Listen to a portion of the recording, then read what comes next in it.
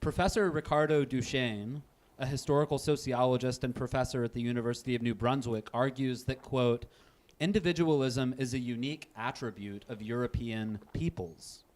Quote, it has been exported to some degree to other nations, but in my view, it is not something that comes to them naturally. So, he continues, quote, you can't play the game of we're all individuals. We have to affirm and be proud of our ethnic identity and heritage to preserve the West's curious individualism. If Europeans become minorities in the West, he argues, the founding idea of the West, that no entity, not an individual, not a community, not the state, can justly deprive an individual of life, liberty, or property by force, no matter what the individual's race, class, or religion. I wouldn't be surprised if Duchesne, when he made this statement, had you in mind. Look, the medieval Europeans identified 7 deadly sins for a reason. And one of them was pride. It's like, let's make the presumption. I do believe that for reasons that aren't obvious, that the West has got some things right. We've got the sovereignty of the individual right. That's the most fundamental thing we've got right. We've articulated that, I think, in a remarkable way, not only theologically, philosophically, in our body of laws, in our societies. And one of the consequences of that, as it's had its effect on the rest of the world, is that everyone is getting richer quite fast. And that's a really good thing. Okay, having said that, it's like, am I proud of that? It's like, I didn't do that. What the hell? Pride. What's that? That's not the right response. How about responsibility for that? How would that be? It's like you're part of this great and unlikely set of propositions, this strange set of propositions that says that in some ineffable manner, the poorest person is as valuable as the king. It's like, how the hell did we ever figure that out?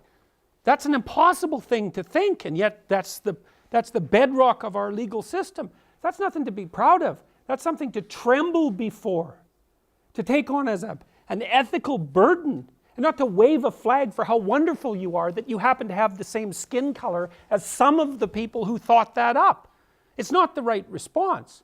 It's like it's to open your eyes and recognize that as a miracle, and a relatively new miracle on the world stage, and to participate in the process of upholding that in your personal and your public life.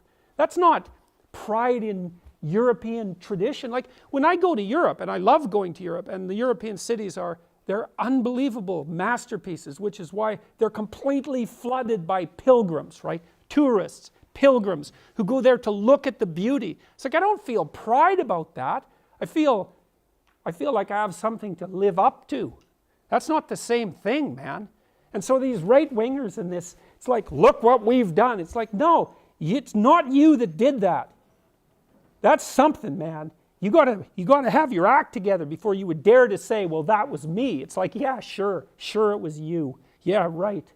No, that's hard to stand up and take your place in that kind of historical process, that unlikely, miraculous historical process. Not to just feel ashamed at the way that you're presently constituted in the face of that means that you're deluded, and you're using your great fortune at being a beneficiary of that system. Look at what we've got here, this great peace that we're inhabiting right now. You're using your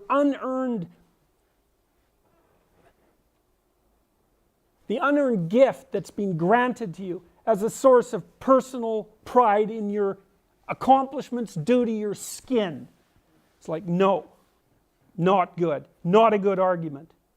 So, and that doesn't mean that, well, there's nothing valuable about European culture. There's plenty about it that's valuable. It's not even so clear to what degree it's European. I mean, it came out of the Middle East, you know.